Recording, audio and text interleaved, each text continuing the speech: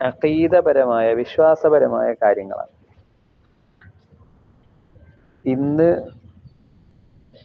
നമ്മൾ ഏറ്റവും കൂടുതൽ മനസ്സിലാക്കി വെക്കേണ്ട ഒരു കാര്യം കൂടെയാണ്. അടിസ്ഥാനപരമായി ബേസിക്കലി നമ്മൾക്ക് നിർബന്ധമായും അറിഞ്ഞിരിക്കേണ്ട കാര്യങ്ങൾ, അല്ലെങ്കിൽ ഒരു വിശ്വാസിയാകുന്നത് നമ്മൾ ഈ പറയുന്ന ഈ കിതാബിൽ ചർച്ച ചെയ്യുന്ന കാര്യങ്ങളൊക്കെ കൃത്യമായിട്ട് മനസ്സിലാക്കുമ്പോഴാണ് എന്നുകൂടെ വേണമെങ്കിൽ പറയാം. അത്രക്കും പ്രധാനപ്പെട്ട കാര്യങ്ങളാണ്, വിശ്വാസപരമായി നമ്മൾക്ക് അറിഞ്ഞിരിക്കേണ്ട കാര്യങ്ങളാണ് നമ്മൾ ഇവിടെ ചർച്ച ചെയ്യുന്നത്. അള്ളാഹുവിനെ കുറിച്ച്, അള്ളാഹുവിൻ്റെ സിഫത്തുകളെ കുറിച്ച്, അമ്പിയാക്കളെ കുറിച്ച്, ഔലിയാക്കളെ കുറിച്ച്, മലായിക്കത്തിനെ കുറിച്ച്, ഇവരെല്ലാരെ കുറിച്ചും നമ്മൾക്ക് നിർബന്ധമായും അറിഞ്ഞിരിക്കേണ്ട കാര്യങ്ങളുണ്ട്. ആ കാര്യങ്ങൾ എല്ലാവരും കൃത്യമായി മനസ്സിലാക്കി വെക്കുക എന്നുള്ളതാണ്. അതിനെക്കുറിച്ച് വളരെ ഡീപ്പായിട്ട് പഠിക്കേണ്ട ആവശ്യകത ഉള്ള ആളുകൾ ഉണ്ടാവും. അവരെങ്ങനെ പഠിക്കണം? അത് ആലിമീങ്ങളാണ്, മറ്റു മതസ്ഥരുമായി അല്ലെങ്കിൽ നമ്മുടെ മതത്തിൽ തന്നെയുള്ള ഉൽപ്പത്തിഷ്ണുക്കൾ അല്ലെങ്കിൽ യഥാർത്ഥ ഇസ്ലാമിനെ അഹ്ലുസുന്നത്തിനെ പിൻപറ്റാത്ത ഒരുപാട് ആളുകൾ ഉണ്ടല്ലോ. അപ്പൊ അവർക്കെതിരെ സംവാദം നടത്താനും വാഗ്വാദം നടത്താനും സത്യം മനസ്സിലാക്കാൻ വേണ്ടിയും കുറെ കൂടെ ആഴത്തിലിറങ്ങി പഠിക്കേണ്ടി വരും ഇത്തരം വിഷയങ്ങൾ. അങ്ങനെ ഒരു പഠനത്തിലേക്ക് ഇപ്പൊ നമ്മൾക്ക് ആവശ്യം ഇല്ല. എന്നാൽ അടിസ്ഥാനപരമായി അറിഞ്ഞിരിക്കേണ്ട പ്രധാനപ്പെട്ട വസ്തുതകൾ, വളരെ പ്രധാനപ്പെട്ട കാര്യങ്ങളൊക്കെയാണ് നമ്മൾ സിമ്പിളായിട്ട് ഈ കിതാബിൽ പറയുന്നത്. അപ്പോ ഇത് ഒരു ബൈത്ത് രീതിയിലാണ് ഉള്ളത്. ബൈത്ത് എന്ന് പറയുമ്പോൾ പാട്ട്, പദ്യ രീതിയിലാണ്. അതിൻ്റെ ഒരു കാര്യം, പദ്യത്തിലാകുമ്പം ഇത് പഠിക്കാനൊരു എളുപ്പം ഉണ്ടാകും എന്നതുകൊണ്ടാണ് ഇത് പദ്യ രീതിയിൽ രചിക്കപ്പെട്ടത് എന്ന് മുസന്നിഫ് പറയുന്നുണ്ട്. എന്തുകൊണ്ടാണ് ഇങ്ങനെ ഒരു കിതാബ് പദ്യത്തിൽ രചിക്കപ്പെട്ടതെന്ന് ചോദിച്ചാൽ അത് പഠിക്കാൻ എളുപ്പമുള്ളത് കൊണ്ടാണ് എന്നാണ് പറയുന്നത്. ഓക്കെ, മുസന്നിഫ് അതിന് കൃത്യമായ കാരണങ്ങൾ നിരത്തുന്നുണ്ട് കേട്ടോ. കിതാബ് ഞാൻ ഷെയർ ചെയ്യാം. ഇപ്പോ നമ്മളെ കിതാബിന്റെ പേര് അഖീദത്തുൽ അവാമാണ്. കിഫായത്തുൽ അവാമും അങ്ങനെ കിഫായത്തുൽ അവാം എന്നുള്ള പേരിലും ചിലപ്പോൾ കിതാബ് പറയപ്പെടാറുണ്ട്. അത് സമാനമായിട്ട് ഇതേ വിഷയത്തിൽ രചിക്കപ്പെട്ട ഒരു കിതാബ് ആ പേരിലുള്ളത് കൊണ്ടായിരിക്കാം എന്നാണ് മനസ്സിലാവുന്നത്. ഏതായാലും ഞാൻ കിതാബ് ഷെയർ ചെയ്യാം. അപ്പൊ ഞാൻ പറഞ്ഞു വന്നത്, ഇത് പദ്യ രീതിയിലാണ്. പദ്യ രീതിയിലാകുമ്പം അതെന്തിനാണ് എന്ന് ചോദിച്ചാൽ ഞാൻ പറഞ്ഞല്ലോ, കുറെ കൂടെ നമുക്ക് കാണാതെ പഠിക്കാൻ എളുപ്പമുണ്ടാവും. അപ്പൊ പാട്ടാവുമ്പോൾ അതിൻ്റെ ഒരു പ്രത്യേകത, അത് നമ്മളുടെ മനസ്സിൽ അല്ലേ, മനസ്സിനകത്ത് എന്താവും, സ്ഥാനം പിടിക്കും. അത് പെട്ടെന്നൊന്നും മറന്നു പോകില്ല അല്ലേ. ഇപ്പൊ മനസ്സിനകത്ത് എന്ന് പറഞ്ഞ ഒരു വാക്ക് തന്നെ ഞാൻ പറഞ്ഞ സമയത്ത് എനിക്ക് മനസ്സിനകത്തൊരു പാട്ട് വന്നു. മനസ്സിനകത്ത് എന്നുള്ള ഒരു വരിയുള്ള ഒരു പാട്ട് എൻ്റെ മനസ്സിലേക്ക് വന്നു. നിങ്ങൾക്കൊക്കെ വന്നിട്ടുണ്ടാവും. മനസ്സിനകത്തൊരു പള്ളിയുണ്ടാക്ക്, അതിലേത് ജാതിക്കും കേറാമെന്നാക്ക്. ഇതാണ് എൻ്റെ മനസ്സിനകത്ത് എന്ന് വന്നപ്പോൾ വന്ന പാട്ട്. അപ്പൊ അതേപോലെ ഒക്കെ പലതും വന്നിട്ടുണ്ടാവും. ചില ആൾക്കാർക്ക് വന്നിട്ടുണ്ടാവില്ല കേട്ടോ. അത് അവര് എന്താവൂല, ബാത്റൂമൊന്നും കൂടി ഒന്നും മൂളിപ്പാട്ട് പാടാത്ത ആൾക്കാരാണ്. ബാത്റൂം എന്താ പാടാനുള്ള സ്ഥലമാണോ? അല്ല, ബാത്റൂം പാടാനുള്ള സ്ഥലമൊന്നും അല്ല, മിണ്ടാണ്ടിരിക്കുന്നേ വേണ്ടി. പക്ഷെ ചെറുപ്പത്തിലൊക്കെ അല്ലെ, കുട്ടികളൊക്കെ കുളിക്കുമ്പോഴും ഒക്കെ ബാത്റൂമിൽ നിന്നാണ് ഭയങ്കര പാട്ടും ഡാൻസൊക്കെ ഉണ്ടാവുക. അപ്പൊ അത് അങ്ങനെ പോലും പാടാത്ത ആൾക്കാർ ചിലപ്പോൾ ഉണ്ടാവും. അവരോട് നമുക്ക് വർത്താനില്ല. അപ്പൊ ഏതായാലും പാട്ട് എന്നുള്ളത് നമ്മളെ മനസ്സിൽ ഉണ്ടാവുമല്ലോ അല്ലെ. നമ്മൾ കാലങ്ങളെ കൊണ്ട് എത്രയോ കാലം മുമ്പ് കേട്ട പാട്ടുകൾ ഇപ്പോഴും നമ്മളെ മനസ്സിൽ ഉണ്ടാവും. അപ്പൊ അതുകൊണ്ടാണ് പാട്ടിൽ ഈ നമ്മുടെ അഖീദാ വിശ്വാസങ്ങളെ നമ്മൾ കോർത്തിണക്കിയത് എന്നാണ് മുസ്ലിംസ് പറയുന്നത്. ഏതായാലും കിതാബിലേക്ക് പോവാം. അഖീദത്തുൽ അവാമാണ്. നല്ലമ ഷെയ്ഖ് അഹ്മദുൽ മർസൂഖി. നമ്മളെ ഈ മുസന്നിഫിന്റെ പേര് ഈ കിതാബ് രചിച്ച പണ്ഡിതന്റെ പേര് അഹ്മദുൽ മർസൂഖിയാണ്. അഹ്മദുൽ മർസൂഖി 1205 ഹിജ്റ വർഷം ജനിച്ച് 1281 വഫാത്താവുന്നത്. അപ്പൊ എത്ര വയസ്സുണ്ട്? 76 വയസ്സുണ്ട് അല്ലെ? 76 വയസ്സുണ്ട്. അല്ലാഹു നമുക്ക് എല്ലാവർക്കും ദീർഘായുസ്സും ആഫിയത്തും തരട്ടെ. ആമീൻ. ഇനി ഈ പിന്നെ ഈ ഒരു കിതാബ് രചിക്കുന്നതിന് മുസന്നിഫ് ഒരു കാരണം പറയുന്നുണ്ട്. അങ്ങനെ ആയിരിക്കും പല കിതാബുകളുടെയും രചന ഉണ്ടാവുന്നത് അല്ലെ? ഇപ്പം ബുർദ രചിക്കപ്പെട്ടതിന്റെ കാരണം ഇമാം ബൂസൂരി റളിയല്ലാഹു അൻഹുവിന് വലിയ രോഗം പിടിപ്പെടുകയും അത് പിന്നെ മരുന്നുകൊണ്ടൊന്നും ചികിത്സിച്ചാൽ ഭേദപ്പെടാൻ സാധ്യതയില്ല എന്ന് പറയുകയൊക്കെ ചെയ്തപ്പോൾ ഇമാം ബൂസൂരി നേർച്ചയാക്കിയതാണ്, ഞാൻ എൻ്റെ രോഗം മാറിക്കഴിഞ്ഞാൽ ഞാനൊരു രചന മുത്തുനബിയുടെ വിഷയത്തിൽ ഒരു മദ്ഹ് രചിക്കാൻ നേർച്ചയാക്കുകയും അങ്ങനെയാണ് ബുർഉദ്ദാ എന്നാണ്. ബുർഉദ്ദാ പറഞ്ഞാൽ അറബിയിൽ രോഗശമനം എന്നാണ് അർത്ഥം. അത് ലോപിച്ചിട്ടാണ് ബുർദയായത് എന്നാണ്.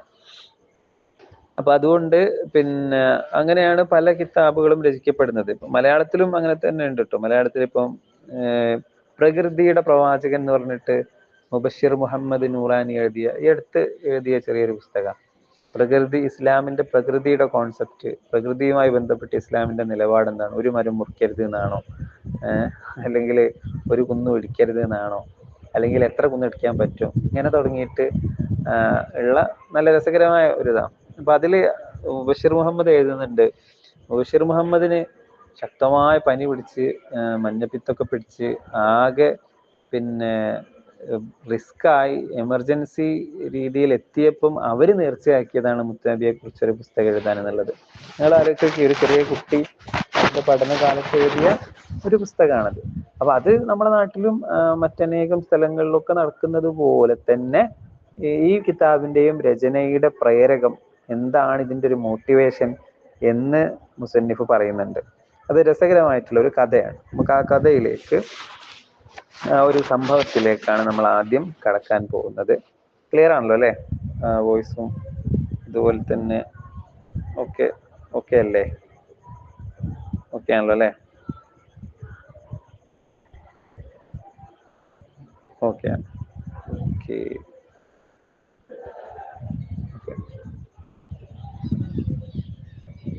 പിന്നെ നിങ്ങൾ ഗ്രൂപ്പിൽ പ്രസന്റ് ഒന്ന് ഇട്ട് വെച്ചാൽ കേട്ടോ. നേരത്തെ ക്ലാസ് മുഴുവൻ കഴിഞ്ഞ് പോകുന്നതിനും മുമ്പ് തന്നെ ഇട്ട് വെക്കാണ് നല്ലത്. നേരത്തെ പോകാൻ ഉദ്ദേശം ഉണ്ടെങ്കിൽ ഇട്ട് വെച്ച് പോയാലേ എനിക്കൊരു ഐഡിയ കിട്ടുള്ളൂ. ഓക്കെ, ബിസ്മില്ലാ. അപ്പൊ മൻലൂമത്തു അഖീദത്തുൽ അവാം, അഖീദത്തുൽ അവാം എന്ന കവിത എന്നാണ്. മൻലൂമ എന്ന് പറഞ്ഞാൽ അറബിയിൽ കവിത എന്നർത്ഥം. കവിത, പോയം, ഗദ്യം, പദ്യം അല്ലെ? പദ്യം. ഖിസ്സത്തു ഹാദിഹിൽ മൻലൂമ, ഈ കവിതയുടെ പിന്നിലുള്ള കഥ. What is the background story? യഖൂലു ഷെയ്ഖ്, കാണുന്നില്ലേ? യഖൂലു ഷെയ്ഖ് മുഹമ്മദ് നവവിൽ ജാവി ഫി ശറഹി, ഈ കിതാബിന്റെ ഷറഹായിട്ടുള്ള കിതാബിൽ മുഹമ്മദ് നവവി അൽ ജാവി എന്ന ആലിമ് പറയുന്നുണ്ട്. മുഹമ്മദ് നവവി അൽ ജാവി എന്ന് പറഞ്ഞ ആള് നമ്മൾ ഈ പഠിച്ചുകൊണ്ടിരിക്കുന്ന അഖീദത്തുൽ അവാം എന്ന കിതാബിന് ഒരു ഷറഹ് എഴുതിയിട്ടുണ്ട്. ഷറഹ് പറഞ്ഞ വ്യാഖ്യാന ഗ്രന്ഥം അല്ലെ? വ്യാഖ്യാന ഗ്രന്ഥം. ഖുർആനിന് അനേകം വ്യാഖ്യാന ഗ്രന്ഥങ്ങളുണ്ട്. എപ്പോഴാണ് ഒരു പുസ്തകത്തിന് വ്യാഖ്യാനം ഉണ്ടാവുക? ആ പുസ്തകം അത്രക്കും അടിപൊളിയാകുമ്പോഴാണ് അല്ലെ? ഇപ്പൊ നമ്മൾ പത്രത്തിന് ആരെങ്കിലും വ്യാഖ്യാനം ഉണ്ടാക്കുവോ?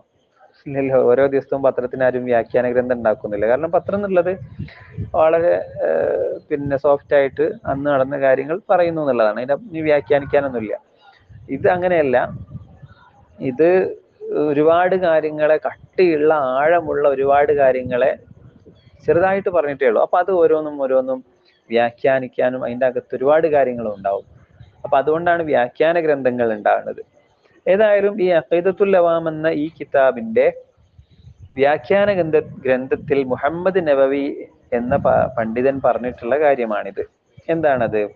ഇഅ്ലം അന്ന സബബ ഹാദിഹിൽ മൻലൂമ, നിങ്ങൾ മനസ്സിലാക്കണം. അന്ന സബബ ഹാദിഹിൽ മൻലൂമ, ഈ കവിത രചിക്കുന്നതിനുള്ള കാരണം അന്നന്നാളിമ റആ അൻ നബിയ സല്ലല്ലാഹു അലൈഹി വസല്ലം ഫിൽ മനാം. നബി സല്ലല്ലാഹു അലൈഹി വസല്ലമ തങ്ങള് മുത്തുനബിയെ സ്വപ്നത്തിൽ കണ്ടു. മുത്തുനബിയെ സ്വപ്നത്തിൽ കണ്ടു. അതെന്നാണ് കണ്ടത്?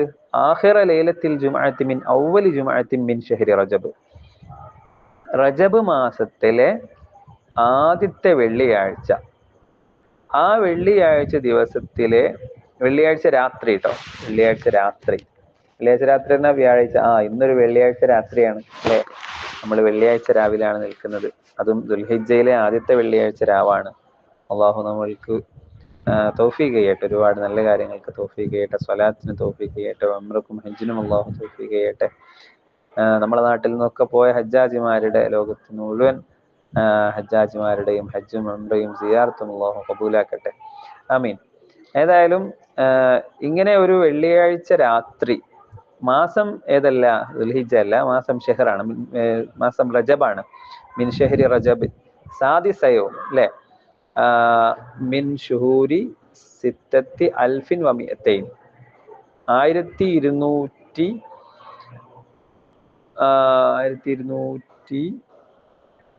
1285 അല്ലെ?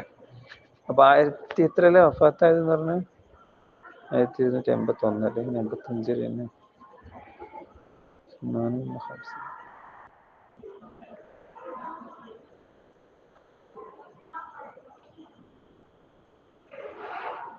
അതിലൊരു സംശയമുണ്ട്, വർഷം അവിടെ നിൽക്കട്ടെ, അത് ഞാൻ നോക്കിയിട്ട് പറഞ്ഞുതരാം. പോട്ടെ. ഏതായാലും 58ആണോ?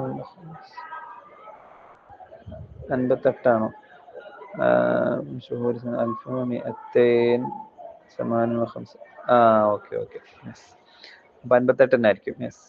അപ്പൊ 1258 വർഷം റജബ് മാസത്തിലെ വെള്ളിയാഴ്ച രാവ് അല്ലെ? അപ്പൊ മുത്തുനബിയെ സ്വപ്നത്തിൽ കണ്ടു. മുത്തുനബി മാത്രല്ല, അസ്ഹാബുഹു റളിയല്ലാഹു അൻഹും വാഖിഫൂന ഹൗലഹു സല്ലല്ലാഹു അലൈഹി വസല്ലം. നബി സല്ലല്ലാഹു അലൈഹി വസല്ലമ തങ്ങളുടെ സ്വഹാബത്തും മുത്തുനബിക്ക് ചുറ്റും ഇങ്ങനെ നിൽക്കുന്നുണ്ട്. വഖാല ലഹു നബി സല്ലല്ലാഹു അലൈഹി വസല്ലം. അപ്പോ നബി സല്ലല്ലാഹു അലൈഹി വസല്ലമ തങ്ങൾ അഹ്മദുൽ മർസൂഖിയോട് പറഞ്ഞു, ഇഖ്റ മൻലൂമത്ത തൗഹീദ് അല്ലതി മൻ ഹഫിളഹാ ദഖലൽ ജന്ന. നിങ്ങള് പാരായണം ചെയ്യണം, നിങ്ങൾ ഓതണം. മൻലൂമത്തെ തൗഹീദ്, തൗഹീദിനെ കുറിച്ചുള്ള ഒരു കവിത. തൗഹീദിനെ കുറിച്ചുള്ള ഒരു കവിത നിങ്ങൾ ഓതണം. തൗഹീദ് പറഞ്ഞാൽ ഏക വിശ്വാസം അല്ലെ? അള്ളാഹുവിന്റെ ഏകത്വം, ഇസ്ലാമിന്റെ ഏകത്വം. ഇസ്ലാമിന്റെ മാത്രം ബാക്കിയുള്ളവർക്കൊക്കെ, ബാക്കിയുള്ള എല്ലാ മതങ്ങൾക്കും 30 കോടി ദൈവങ്ങളാണ് അല്ലെ? അപ്പൊ ഹിന്ദു മതം എന്ന് പറയുമ്പോൾ കല്ലും മുള്ളും കഞ്ചാവും ഒക്കെ ദൈവം തന്നെയാണ്. അതുപോലെ ക്രിസ്ത്യാനിസം എന്ന് പറയുന്നത് ത്രിയേകത്വമാണ്, 3 കൂടിയിട്ടുള്ള ഒന്നാണ്. അതെന്ത് പരിപാടിയാ? 3 എന്ന് പറയുമ്പോൾ തന്നെ അത് 3ആണ്, പിന്നെ എങ്ങനെ ഒന്നാവുക? 3 കൂടി കൂടെ ഒന്നാവുമോ? ഇല്ലല്ലോ. അപ്പൊ അത് വെറുതെ വാദത്തിന് വേണ്ടിയിട്ട് 3 കൂടിയിട്ടുള്ള ഒന്നാണ്. ലോകത്തേത് മതം എടുത്താലും അങ്ങനെയൊക്കെ തന്നെ ആയിരിക്കും. അപ്പൊ ഏകദൈവത്വം, ഏകദൈവ വിശ്വാസം എന്ന് പറയുന്ന തൗഹീദിനെ കുറിച്ച് നിങ്ങളൊരു കവിത രചിക്കണം. അല്ലത്തി, ആ കവിതന്റെ പ്രത്യേകത എന്താവണം എന്ന് വെച്ചാല്, മൻ ഹഫിളഹാ ദഖലൽ ജന്ന, അങ്ങനെ ആവണം. മൻ ഹഫിളഹാ ദഖലൽ ജന്ന, ആരത് കാണാതെ പഠിച്ചാലും അവർക്ക് സ്വർഗം കിട്ടണം. വനാലൽ മഖസൂദ മിൻ കുല്ലി ഖൈരിൻ വഫഖൽ കിതാബ വസ്സുന്ന. അതുപോലെ തന്നെ കിതാബ് സുന്നത്തിനോട്, അള്ളാഹുവിന്റെ വഴിയോട്, കിതാബ് സുന്നത്ത് ഇസ്ലാമിനോട് യോജിക്കുന്ന രീതിയിലുള്ള എല്ലാ ഖൈറുകളും എല്ലാ നന്മകളും അവർക്ക് ലഭ്യമാവണം. അങ്ങനെയുള്ള ഒരു കിതാബുകള്, അങ്ങനെ ഉള്ളൊരു കവിത നിങ്ങൾ പാരായണം ചെയ്യൂ എന്ന് നബി സല്ലല്ലാഹു അലൈഹി വസല്ലം തങ്ങൾ അഹ്മദുൽ മർസൂഖിയോട് സ്വപ്നത്തിൽ പറയാണ്. അപ്പൊ തന്നെ ഈ ഒരു നമ്മൾ പഠിക്കാൻ പോകുന്ന കിതാബിന്റെ മഹത്വം നിങ്ങൾക്ക് മനസ്സിലായല്ലോ. അതായത് ആരിത് കാണാതെ പഠിച്ചു കഴിഞ്ഞാലും അവർക്ക് സ്വർഗം ലഭിക്കും. സ്വർഗം എന്ന് പറയുന്നത് ആഖിറത്തിൽ നമുക്ക് ഉള്ളതാണെങ്കിൽ, ഈ ദുനിയാവിൽ അള്ളാഹുവിന് ഇഷ്ടപ്പെട്ട എല്ലാ ഖൈറുകളും അവർക്ക് ലഭിക്കും. അപ്പൊ ദുനിയാവും ആഖിറവും ഒരേപോലെ കിട്ടുന്ന രീതിയിലുള്ള കിട്ടുന്ന രീതിയിലുള്ള ഒരു കവിത രചിക്കാൻ വേണ്ടിയിട്ടാണ് പറഞ്ഞിട്ടുള്ളത്.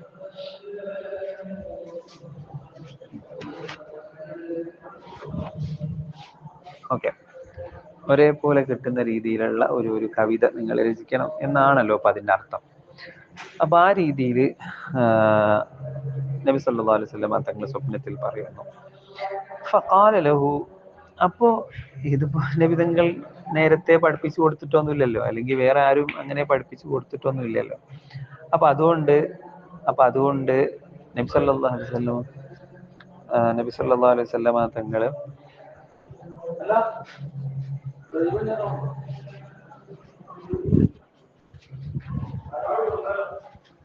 നബി സല്ലല്ലാഹു അലൈഹി വസല്ലം തങ്ങള് പിന്നെ നേരത്തെ പറഞ്ഞു കൊടുക്കാത്തത് കൊണ്ട് സ്വപ്നത്തിൽ അഹ്മദുൽ മർസൂഖി തിരിച്ചു ചോദിച്ചു, വമാ തിൽകൽ മൻദൂമത്തു യാ റസൂലല്ലാഹ്, അല്ല അത് ഏതാണ് ഇപ്പ അത്, ഏത് കവിതയെ കുറിച്ചാണ് ഇപ്പൊ ഈ പറയുന്നത്?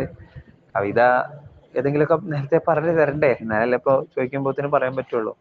അപ്പൊ ഏതാണ് ആ കവിത എന്ന് ചോദിച്ചു. ഫഖാലൽ അസ്ഹാബു ലഹു, അപ്പൊ സഹാബികള് അവരോട് പറഞ്ഞു, സഹാബികള് അഹ്മദുൽ മർസൂഖിയോട് പറഞ്ഞു, ഇസ്മ മിൻ റസൂലില്ലാഹി മാ യഖൂൽ, നിങ്ങൾ നബി സല്ലല്ലാഹു അലൈഹി വസല്ലം തങ്ങൾ പറയുന്നത് ശ്രദ്ധിച്ച് കേൾക്കി എന്ന് പറഞ്ഞു.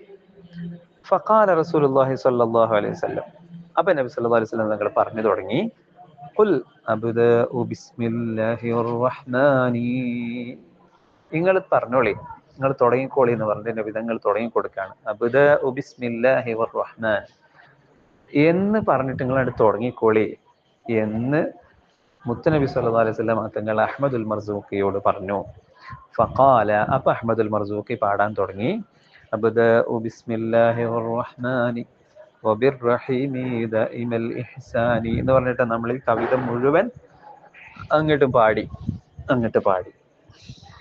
സുമ്മ ലമ്മ കാനത്ത് ലൈലത്തുൽ ജുമുഅത്ത അല്ലത്തി ഹിയ ലൈലത്തു സാമിന വൽ അശ്രീന ഹിസാബൻ മിൻ ശഹ്രി ദിൽ ഖഅദ, അങ്ങനെ റജബ് കഴിഞ്ഞ് അടുത്ത മാസം പിന്നെ ദുൽഖഅദിൽ ഇതേപോലെ ഒരു വെള്ളിയാഴ്ച, ആ വെള്ളിയാഴ്ച ദിവസം രാത്രി, വ്യാഴം കേട്ടോ, വെള്ളി രാത്രി വ്യാഴാണല്ലോ, അങ്ങനെ ആ ഒരു വ്യാഴാഴ്ച ദിവസം വീണ്ടും നബി സല്ലല്ലാഹു അലൈഹി വസല്ലം തങ്ങൾ ദുൽഖഅദ് മാസത്തിൽ റഅന്നാലിം അന്നബിയ സല്ലല്ലാഹു അലൈഹി വസല്ലം മറത്തൻ സാനിയ, രണ്ടാമത് മുത്തനബി സല്ലല്ലാഹു അലൈഹി വസല്ലം തങ്ങളെ സ്വപ്നത്തിൽ കണ്ടു. അത് കണ്ടത് വഖത്ത സഹരി ഫിൽ മനാം, സഹറിന്റെ സമയത്താണ്, അത്താഴ സമയത്ത്, സഹറിന്റെ സമയത്ത്, സുബഹിയോട് അടുത്ത സമയത്ത് മുത്തനബി സല്ലല്ലാഹു അലൈഹി വസല്ലം തങ്ങളെ വീണ്ടും കണ്ടു.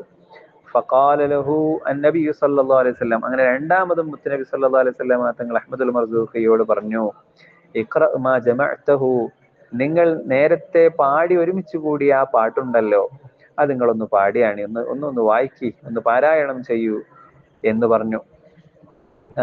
ഫഖറഅഹു മിൻ അവ്വലിഹി ഇലാ ആഖിരിഹി, അപ്പോ അഹ്മദുൽ മർസൂഖി അതിന്റെ തുടക്കം മുതൽ അവസാനം വരെ അത് പാരായണം ചെയ്തു കൊടുത്തു.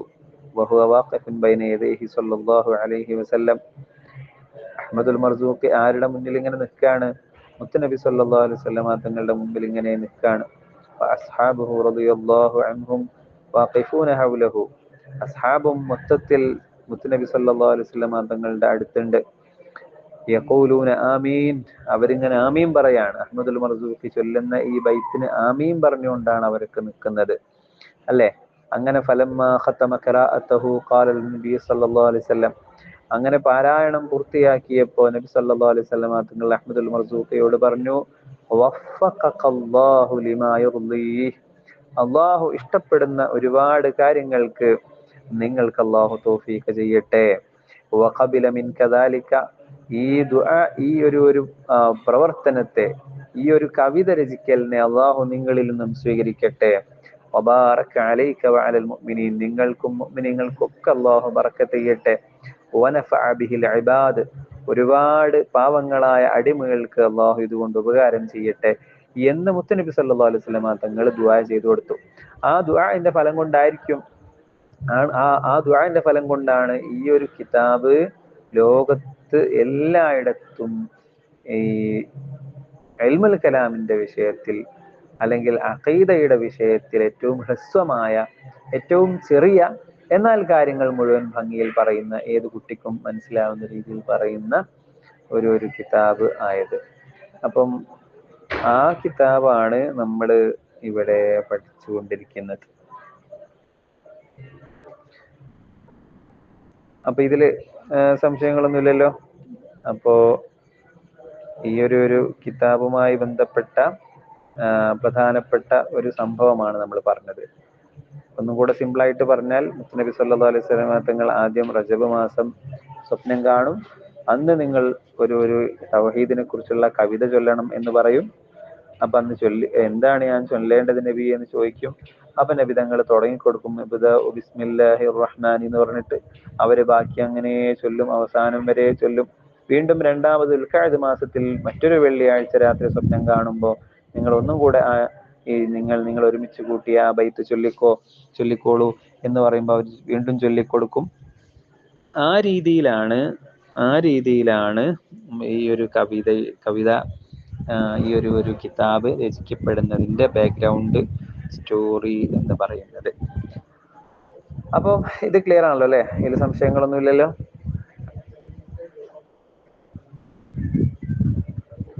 സംശയങ്ങളൊന്നുമില്ലല്ലോ? ആ ആ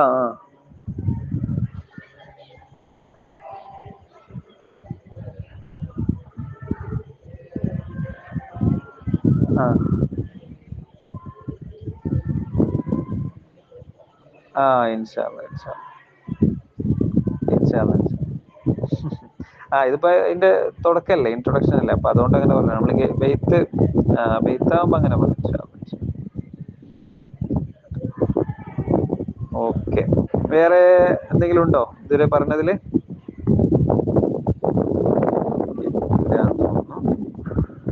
അപ്പൊ നമുക്ക് അതിൽ രണ്ടു വരി കൂടെ ഉണ്ട്. ഇനി പിന്നെ അങ്ങനെ നിബിധങ്ങൾ അങ്ങനെ ദ്വാരുന്നു കൊടുത്തു. ثم سئل الناظم بعد اطلاع الناس على تلك المنظومة فأجاب سؤالهم فزاد عليه منظومة من قوله وكل ما أتى به الرسول فحقه التسليم والقبول. അങ്ങനെ ഈ ഒരു രചന, ഈ ഒരു കവിത ലോകപ്രശസ്തമായപ്പോൾ സുമ്മ സുഇലൻ നാളിമു, ഈ കവി അഹ്മദുൽ മർസൂഖിയോട് ആൾക്കാർ നിരന്തരം ചോദിക്കും. പല ഭാഗത്തു നിന്ന് ആൾക്കാർ ചോദിക്കും. എപ്പോ? ഈ കവിത പുറം ലോകം എത്തിയതിനു ശേഷം ലോകത്തെ പല ആളുകളും ചോദിക്കും, ഇത് എവിടുന്നാ എഴുതിയത്, ഇത് എങ്ങനെ കിട്ടിയത്? ഇങ്ങനെ തുടങ്ങിയിട്ട് ഈ ഒരു രചനയുടെ രസവും ഇതിന്റെ മീനിങ്ങും അർത്ഥവും ഒക്കെ മനസ്സിലാക്കിയ ആളുകൾ ചോദിക്കും, നിങ്ങൾക്ക് ഇത് എവിടുന്ന് കിട്ടി? അപ്പം അതിനുള്ള മറുപടി എന്നുള്ള നിലക്ക് അജാബ സുആലുഹും, അവരുടെ ചോദ്യത്തിനൊക്കെ അഹ്മദുൽ മർസൂഖി മറുപടി പറഞ്ഞു. എങ്ങനെ? മറുപടി ഒരു കവിതയിലൂടെ തന്നെ പറഞ്ഞത്. ഫസാദ അലൈഹ മൻദൂമത്തു മിൻ ഖൗലിഹി, ആ മറുപടിയാണ് ഈ പദ്യത്തിന്റെ ഏറ്റവും അവസാനത്തെ വരിയായിട്ട് അവർ കൂട്ടിക്കൊടുത്തത്. അതേതാ? വകുല്ലു മാ അതാ ബിഹിർ റസൂലു ഫഹഖുഹു തസ്ലീമു വൽ ഖബൂലു. വകുല്ലു മാ അതാ ബിഹിർ റസൂലു, മുത്തുനബി സല്ലല്ലാഹു അലൈഹി വസല്ലമ തങ്ങൾ കൊണ്ടുവന്നതെല്ലാം, പറഞ്ഞതെല്ലാം, പ്രവർത്തിച്ചതെല്ലാം, അവരുടെ മൗനങ്ങളെല്ലാം എല്ലാം ഫഹഖുഹു, അതിന്റെ സംഗതി, നമ്മൾ എന്താണ് അതിന് ചെയ്യേണ്ടത് എന്ന് ചോദിച്ചാൽ അത്തസ്ലീമു, നമ്മൾ അതിനെ അംഗീകരിക്കുക, വൽ ഖബൂലു, അതിനെ നമ്മൾ സ്വീകരിക്കുക. അപ്പൊ മുത്തുനബി എന്ത് തന്നെ പറഞ്ഞാലും, അവരെന്ത് തന്നെ മൊഴിഞ്ഞാലും അതിനെ നമ്മൾ മനസ്സാ വാചാ കർമ്മണ, നമ്മളെല്ലാ നിലക്കും മനസ്സുകൊണ്ടും വാക്കുകളെ കൊണ്ടും പ്രവൃത്തി കൊണ്ടും അംഗീകരിക്കുകയാണ് വേണ്ടത് എന്ന് അർത്ഥം വരുന്ന രീതിയിൽ ഒരു വരി കൂടെ അഹ്മദുൽ മർസൂഖി എന്നവർ അവസാനം കൂട്ടിക്കൊടുക്കുകയാണ് ചെയ്തത്. അപ്പൊ ഇത് നബി സല്ലല്ലാഹു അലൈഹി വസല്ലം തങ്ങളുടെ സ്വപ്നം മുഖേന കിട്ടിയതാണ് എന്നും ഒരു ആന്തരാർത്ഥം, ഒരു ഇന്റർ മീനിങ്ങും കൂടെ അതിൻ്റെ അകത്തുണ്ടല്ലോ. ഓക്കെ, അപ്പൊ ഇനിയാണ് നമ്മളുടെ കവിത തുടങ്ങുന്നത് കേട്ടോ. കവിതയുടെ പിന്നെ ഹഫീദത്തുൽ ലവാം എന്ന കവിതയുടെ ഒരു ഇൻട്രൊഡക്ഷൻ, എന്തുകൊണ്ടാണ് ഈ കവിത രചിക്കാനുണ്ടായ കാരണം തുടങ്ങിയിട്ടുള്ളതൊക്കെയാണ് നമ്മൾ ഇതുവരെ പറഞ്ഞിട്ടുള്ളത്. ഇനി നമ്മൾ കവിതയിലേക്ക് പോവാണ്. ബിസ്മില്ലാഹിർ റഹ്മാനിർ റഹീം. നിങ്ങൾ യൂട്യൂബിലെ അബ്ദഉ ബിസ്മില്ലാഹി വറഹ്മാനി എന്നൊക്കെ പറഞ്ഞിട്ട് നല്ല രസകരമായ രീതിയിൽ ഇതിന്റെ ബൈത്തും ഇതിന്റെ പാട്ടും ചെറിയൊരു വീഡിയോ ഒക്കെ കിട്ടും. ഞാൻ ക്ലാസ് കഴിഞ്ഞിട്ട് അതിന്റെ ഒരു ലിങ്ക് ഞാൻ ഗ്രൂപ്പിൽ ഇടാം ഇൻഷാ അല്ലാഹ്. നിങ്ങൾ എന്നെ നോക്കിയാൽ കിട്ടും, ഇതൊന്ന് ജസ്റ്റ് സെർച്ച് ചെയ്താൽ മതി. അതിലുണ്ട് നല്ല രസകരമായ രീതിയിൽ ബൈത്ത്. അബ്ദഉ ബിസ്മില്ലാഹി വറഹ്മാനി, ഇത് പഴയ രീതിയാണ്.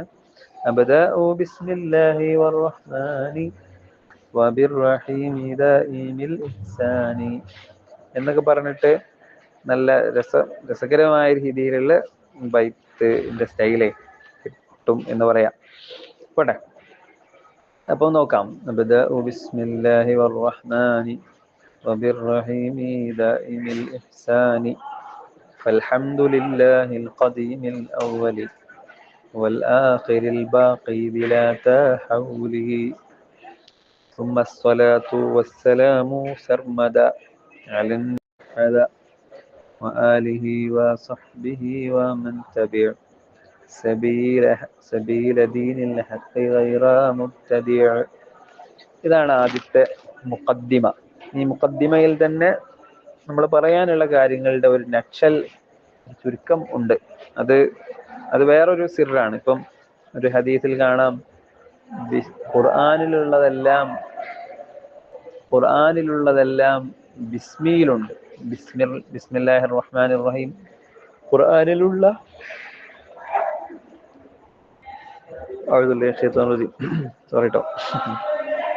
ഖുർആനിലുള്ളതെല്ലാം.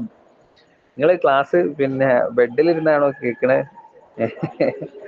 അങ്ങനെ ബെഡിലിരുന്ന് ക്ലാസ് കേൾക്കുകയാണെങ്കിൽ ക്ലാസ് മുഴുവനാവില്ല കേട്ടോ, എന്താവും, ഉറങ്ങിപ്പോവും. ഞങ്ങളൊക്കെ പല ജോലികളിൽ നിന്നും പല ശുഗലുകളിൽ നിന്നും ചിലപ്പോ തിരക്ക് പിടിച്ച ജോലിയിൽ നിന്നൊക്കെ തിരിച്ച് വരുന്ന ആൾക്കാരായിരിക്കും. അപ്പോ ബെഡിൽ കിടന്നുറങ്ങിയിട്ട് ആണ് നമ്മൾ ക്ലാസ് കേൾക്കുന്നെങ്കിൽ ക്ലാസ് കേൾക്കൂല. എന്താവും, ക്ലാസ് ഞാൻ പറയുന്നത് അങ്ങനെ കേൾക്കും. അവിടുത്തെ ബെഡും പിന്നെ പില്ലോ തലയണിയും പിന്നെ എന്താ പറയാ പെന്നും പേപ്പറും ഒക്കെ ഇങ്ങനെ കേൾക്കുന്നുണ്ടാവും. നിങ്ങളെ കേൾക്കുന്നുണ്ടാവില്ല. അപ്പൊ ക്ലാസ് കേൾക്കുമ്പം എന്താവാ, ഒന്ന് നേരെ കസേരയിലൊക്കെ ഒന്ന് ഇരിക്കുക, ഒരു പേനയും പേപ്പറൊക്കെ ഒന്ന് പിടിച്ചിരിക്കുക കേട്ടോ. മനസ്സിലാകുന്നത് അപ്പൊ തന്നെ ഇങ്ങനെ നോട്ട് ചെയ്താൽ അത് വളരെ നല്ലതായിരിക്കും. ഓക്കെ, അപ്പോൾ എനിക്കിങ്ങനെ ചെറിയൊരു ഉറക്കരുണ്ടേ. അപ്പൊ ഞാൻ നിങ്ങളെ കാര്യം ഓർത്ത്, ക്ലാസ് എടുക്കുന്ന ഞാൻ തന്നെ ഉറക്കം വരുന്നുണ്ടെങ്കിൽ പിന്നെ ക്ലാസ് കേൾക്കുന്ന നിങ്ങളെ കഥ പറയണ്ടല്ലോ.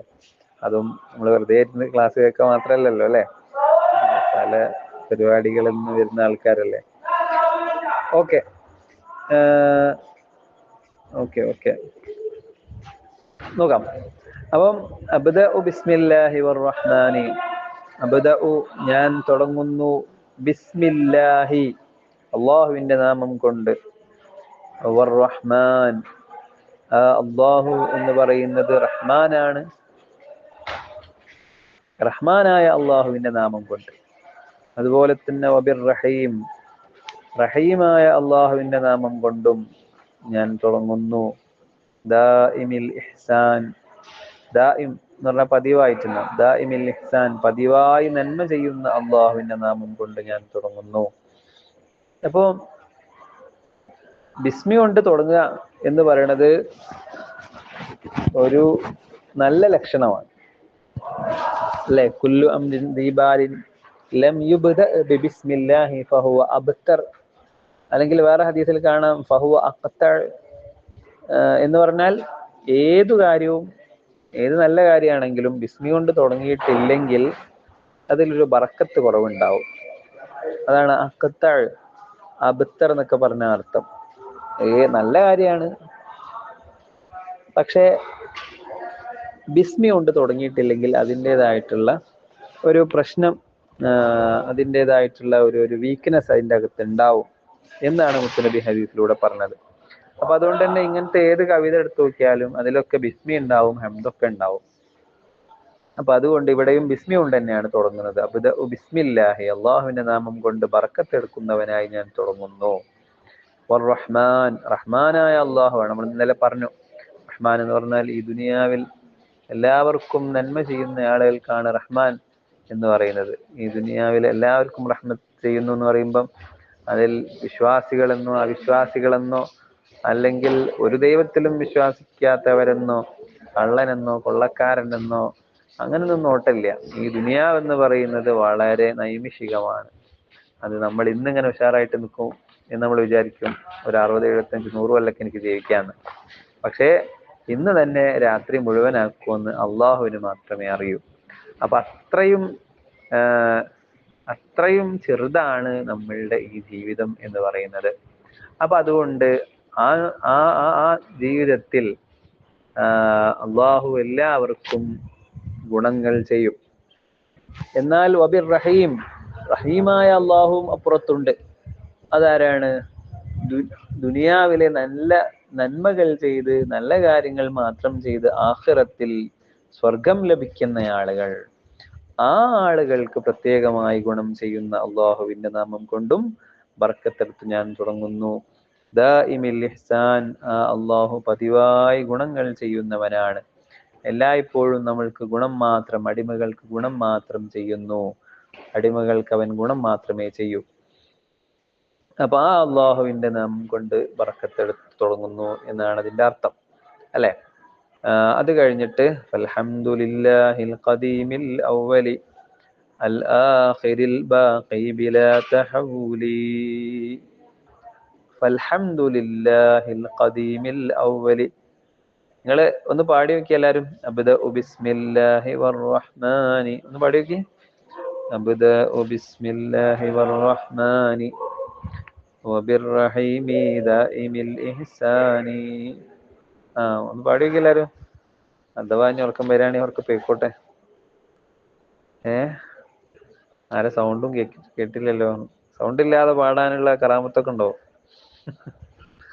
സൗണ്ടില്ല.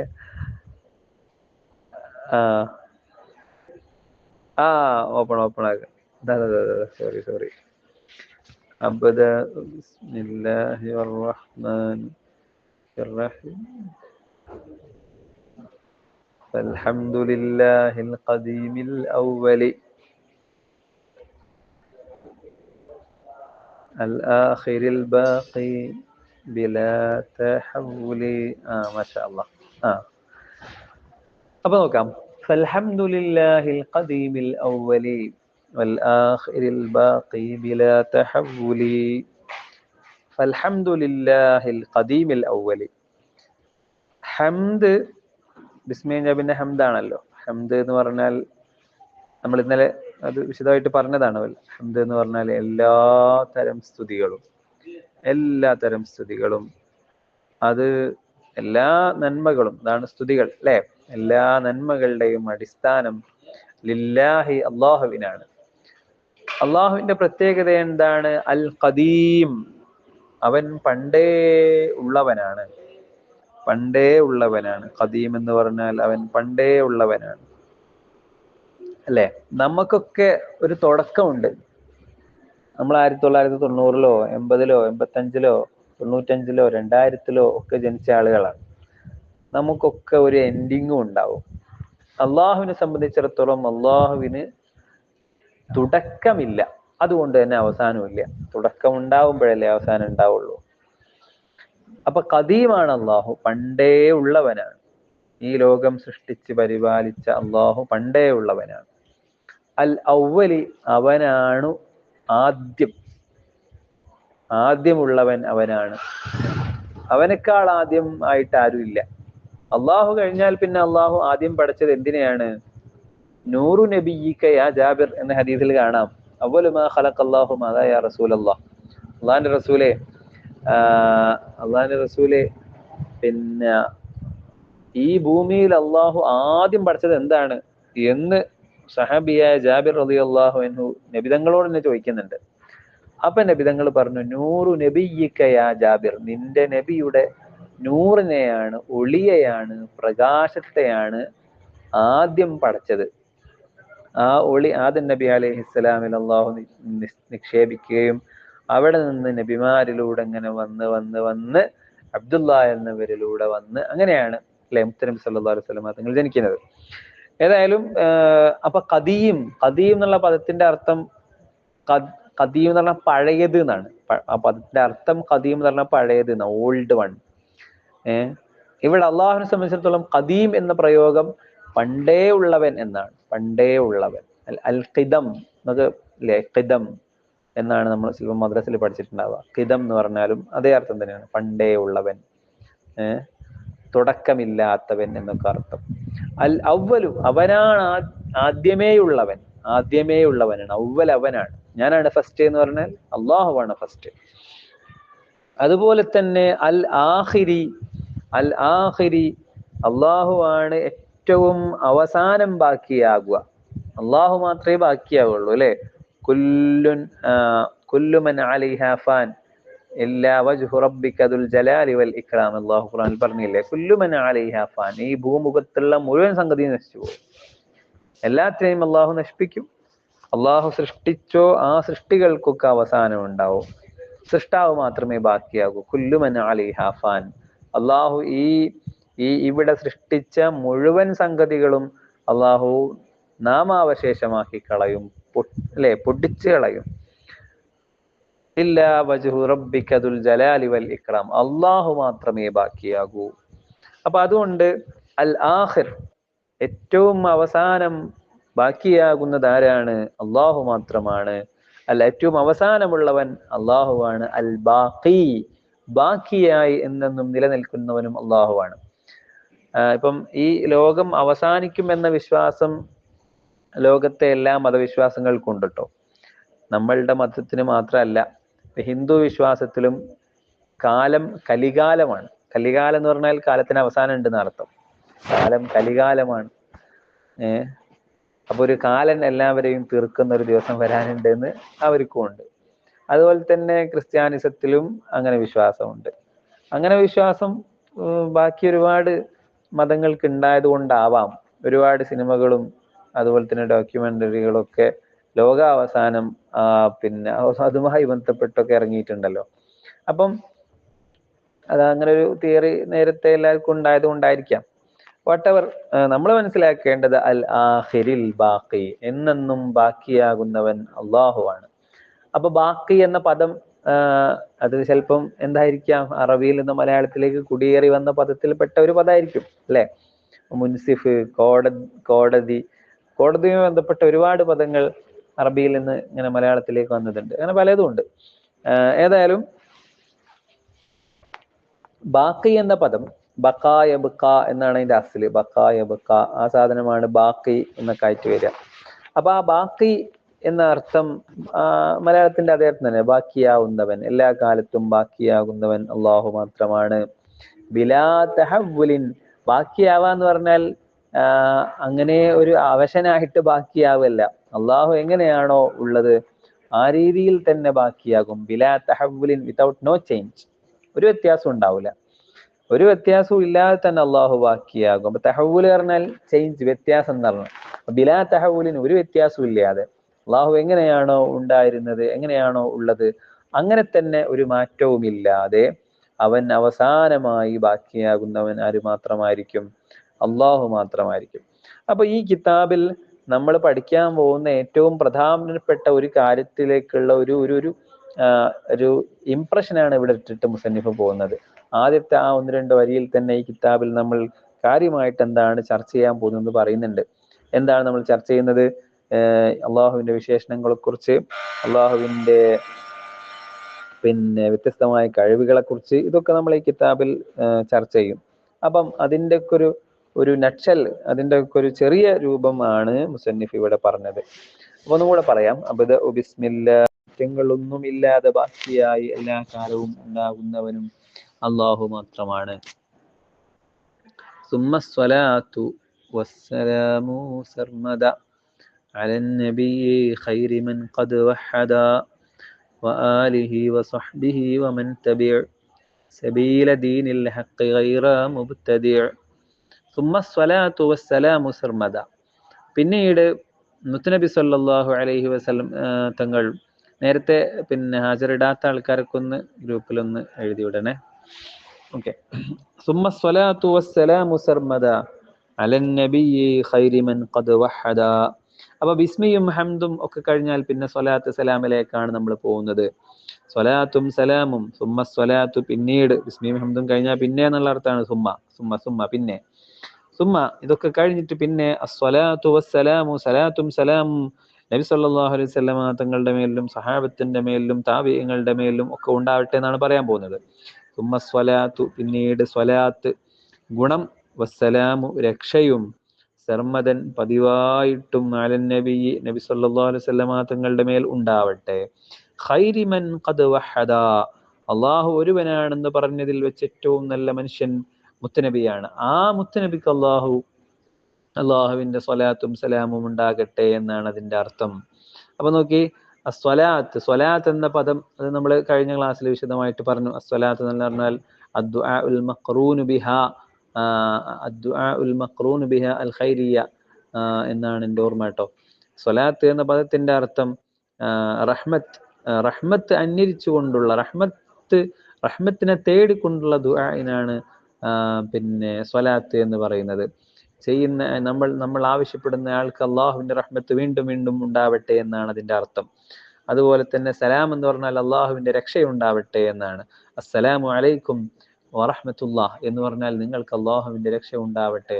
അതുപോലെ റഹ്മത്തുള്ളാഹ്, അള്ളാഹുവിന്റെ റഹ്മത്ത്, കാരുണ്യം നിങ്ങൾക്കുണ്ടാവട്ടെ. നിങ്ങൾ ആലോചിച്ച് നോക്കി, നമ്മളുടെ ഒരു സലാമിന്റെ ഒരു പവർ എന്താണ്, എന്തൊരു പവർഫുൾ ആയിട്ടുള്ള ഒരു ഒരു ഒരു ഒരു പിന്നെ തഹ്നിയത്താണ്, ഒരു വെൽക്കം വേർഡാണ് നമ്മളുടെ ഇസ്ലാം പറയുന്നത് എന്ന് ആലോചിച്ച് നോക്കി. ബാക്കി ഏതെടുത്താലും അതിനൊരു പ്രശ്നം ഉണ്ടാവും. അയാളുടെ മോന് ഭയങ്കര ആക്സിഡന്റ് പെട്ട് കിടക്കുകയാണ്. അപ്പൊ നമ്മൾ പോയിട്ട് ഗുഡ് മോർണിംഗ് എന്ന് പറഞ്ഞാൽ എന്താവും, ചിലപ്പോൾ ഒന്ന് കിട്ടും. അയാളെ സംബന്ധിച്ചിടത്തോളം ഗുഡ് മോർണിംഗ് അല്ല, ഇന്ന് വളരെ ബാഡ് ആയിട്ടുള്ള മോർണിംഗ് ആണ്. അങ്ങനെ ഇരിക്കുന്ന ഒരാളോടും അസ്സലാമു അലൈക്കും വറഹ്മത്തുള്ളാഹ് എന്ന് പറയാൻ നമുക്ക് പറ്റും. അള്ളാഹുവിന്റെ രക്ഷയും ഗുണവും അള്ളാഹുവിന്റെ റഹ്മത്തും എല്ലാം നിങ്ങൾക്കുണ്ടാവട്ടെ എന്നാണ് അതിന്റെ അർത്ഥം. അപ്പം പരിക്കേതാലും പറ്റിയിട്ട് നിങ്ങൾ വിഷമിക്കേണ്ട, നിങ്ങൾക്ക് അള്ളാഹുവിന്റെ റഹ്മത്ത് ഉണ്ടാവട്ടെ, അള്ളാഹുവിന്റെ രക്ഷ നിങ്ങൾക്കും മകൾക്കും ഒക്കെ ഉണ്ടാവട്ടെ എന്നൊരു സമാശ്വസിപ്പിക്കലാണ്. ഇനി ഒരാൾ ഭയങ്കരമായ സന്തോഷത്തിൽ നിൽക്കുകയാണ്, അപ്പോഴും അസ്സലാമു അലൈക്കും വറഹ്മത്തുള്ളാഹ്, നിങ്ങൾക്കുള്ള സന്തോഷം ഇനിയും കൂടട്ടെ, അല്ലേ? ഏത് സാഹചര്യത്തിലും എപ്പോഴും സലാം പറയാൻ പറ്റും. അതുകൊണ്ട് ഹദീസിൽ ഒരുപാട് ഹദീസുകളിൽ സലാം അങ്ങോട്ട് പറയുന്നതിന് ഒരുപാട് കൂലിയുണ്ട് എന്ന് പറയുന്നുണ്ട്. അപ്പൊ നമ്മളൊക്കെ സലാം പറയുന്ന ആൾക്കാർ തന്നെ ആയിരിക്കും. എന്നാലും പല സ്ഥലങ്ങളിലും സലാം പറയാൻ മടിയോ അല്ലെങ്കിൽ പിന്നെ നമ്മൾ കുറച്ചുകൂടെ ശ്രദ്ധിച്ചു കഴിഞ്ഞാൽ കുറെ കൂടെ സലാം പറയാൻ പറ്റും. അവല അദുല്ലുക അലാ ഷൈഇൻ എന്നൊക്കെ പറഞ്ഞ വിധങ്ങൾ ഹദീസിൽ പറയുന്നത് കാണാം. പോട്ടെ, ഏതായാലും ഈ സ്വലാത്തും സലാമും അത് ഇസ്ലാമിന്റെ ഒരു പ്രത്യേകതയാണ്, സ്വലാത്തും സലാമും. അപ്പൊ സ്വലാത്തും ഇവിടെ അതല്ല കേട്ടോ പറഞ്ഞു, ഇവിടുത്തെ സ്വലാത്തും സലാമും വേറെയാണ്. സലാം എന്നുള്ള പദം വന്നപ്പം നമ്മൾ പറഞ്ഞു എന്ന് മാത്രം. അപ്പം സ്വലാത്തും സലാമും സർമദ പറഞ്ഞ നേരത്തെ ദായിം എന്നുള്ള പറഞ്ഞില്ലേ, ഈ ദായിം എന്നുള്ള അതേ മീനിങ് തന്നെയാണ് സർമദ എന്നുള്ളത്. ദവാമ്, ദായിമ്, സർമദ എന്നൊക്കെ പറഞ്ഞാൽ ഒക്കെ സിനണിംസ് ആണ്, എല്ലാം പര്യായ പദങ്ങളാണ്, എല്ലാത്തിനും പതിവായി എന്നുള്ള അർത്ഥമാണുള്ളത്. അപ്പൊ സർമദ പതിവായിട്ട് സ്വലാത്തും സലാമും നബി സല്ലല്ലാഹു അലൈഹി വസല്ലമ തങ്ങളുടെ മേൽ ഉണ്ടാവട്ടെ. ഖൈരി മൻ ഖദ് വഹദ, ആരാണ് നബി സല്ലല്ലാഹു അലൈഹി വസല്ലമ തങ്ങൾ? ഖൈരി മൻ ഖദ് വഹദ, മുത്തനബി സല്ലല്ലാഹു അലൈഹി വസല്ലമ തങ്ങൾ അള്ളാഹുവിനെ ഏകനാണെന്ന് പഠിപ്പിച്ചു കൊടുത്ത, അല്ലെങ്കിൽ അള്ളാഹു ഒരുവനാണെന്ന വിശ്വാസത്തെ മനസ്സിലാക്കി കൊടുത്തവരിൽ ഏറ്റവും ഖൈറായിട്ടുള്ള, ഏറ്റവും നല്ല വ്യക്തി ആരാണ്? മുത്തനബിയാണ്. ലോകത്ത് ലക്ഷക്കണക്കിന് അമ്പിയാ മുർസലീങ്ങൾ കഴിഞ്ഞു പോയിട്ടുണ്ട്. അതുപോലെ ലക്ഷക്കണക്കിന് ഔലിയാക്കൾ ജീവിച്ചു പോയിട്ടുണ്ട്, അല്ലെ? മലായിക്കത്തുകളുണ്ട്. അവരെക്കാളൊക്കെ അള്ളാഹുവിന്റെ വഹദാനിയത്തിനെ, അള്ളാഹുവിന്റെ ഏകത്വത്തെ മനസ്സിലാക്കി കൊടുത്തതിൽ വെച്ച് ഏറ്റവും നല്ലയാൾ മുത്തനബിയാണ്. ആ മുത്തനബിക്ക് അള്ളാഹു സ്വലാത്തും സലാമും ചൊല്ലട്ടെ എന്നാണ്. വആലിഹി വസഹ്ബിഹി വമൻ തബിഅ സബീല ദീനിൽ ഹഖ് ഗൈറ മുബ്തദിഅ. അതുപോലെ തന്നെ വആലിഹി, അതേ മുത്തനബി സല്ലല്ലാഹു അലൈഹി വസല്ലമ തങ്ങളുടെ ആലിന്, കുടുംബത്തിന്, തങ്ങന്മാർക്ക്, സയ്യിദന്മാർക്ക്, വസഹ്ബിഹി അതുപോലെ തന്നെ അവിടുത്തെ സ്വഹാബത്തിനും, വമൻ തബിഅ സബീല ദീനിൽ ഹഖ്, വമൻ തബിഅ പിന്തുടർന്ന ആളുകൾക്കും. എന്തിനെ പിന്തുടർന്നവര്? സബീല ദീനിൽ ഹഖ്, ശരിയായ പാതയെ, ശരിയായ വഴിയെ, ശരിയായ ദീനിന്റെ വഴിയെ പിന്തുടർന്ന ആളുകൾക്കൊക്കെ അള്ളാഹു റഹ്മത്തും സ്വലാത്തും സലാമും ചൊല്ലട്ടെ. ഗൈറ മുബ്തദി, പിന്നെ ആർക്ക് വേണ്ട? മുബ്തദിങ്ങൾക്ക് വേണ്ട, മുബ്തദിങ്ങൾക്കല്ലാത്തവർക്കൊക്കെ അള്ളാഹു സ്വലാത്തും സലാമും ചൊല്ലട്ടെ എന്നാണ് പറഞ്ഞത്. അപ്പൊ ആല് എന്ന് പറഞ്ഞാൽ ആലു നബി സല്ലല്ലാഹു അലൈഹി വസല്ലം, നബി സല്ലല്ലാഹു അലൈഹി വസല്ലം നിങ്ങളുടെ കുടുംബമാണ്. ഞാൻ എന്താണ് ഈ ലോകത്ത് നിങ്ങൾക്ക് ബാക്കിയാക്കി വെക്കുന്നത് എന്ന് മുത്തനബി ഹദീസിൽ പറയുന്നത് എൻ്റെ കുടുംബവും ഇൽമും എന്നാണ്. മുത്തനബി സല്ലല്ലാഹു അലൈഹി വസല്ലം നിങ്ങളുടെ കുടുംബത്തെ നമ്മൾ സ്നേഹിക്കുകയും പരിഗണിക്കുകയും അതുപോലെ തന്നെ അവരെ നമ്മുടെ ആശ്രയമായി നമ്മളുടെ ഒരു കേദാരമായി നമ്മൾ കാണണം എന്ന് മുത്തനബി തന്നെയാണ് പഠിപ്പിച്ചത്. അതുപോലെ തന്നെ വസഹ്ബിഹി, അവിടുത്തെ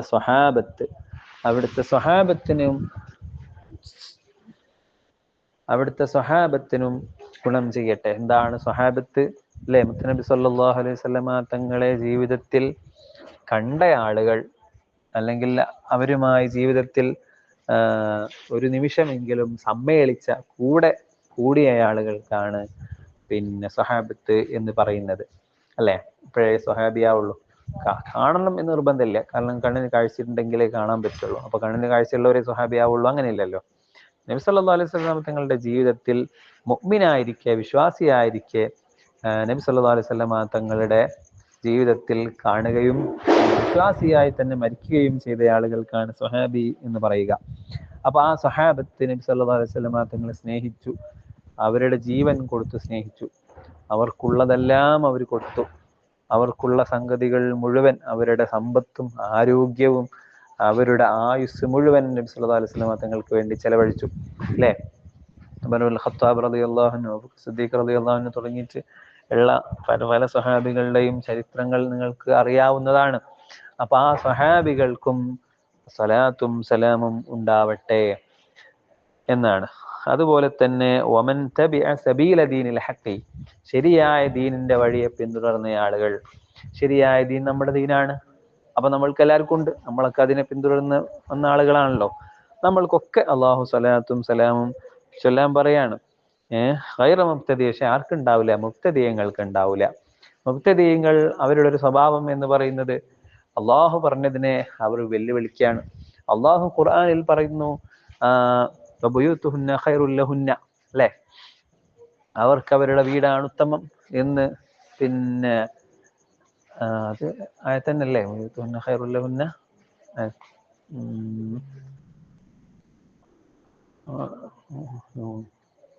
സംശയമായല്ലോ.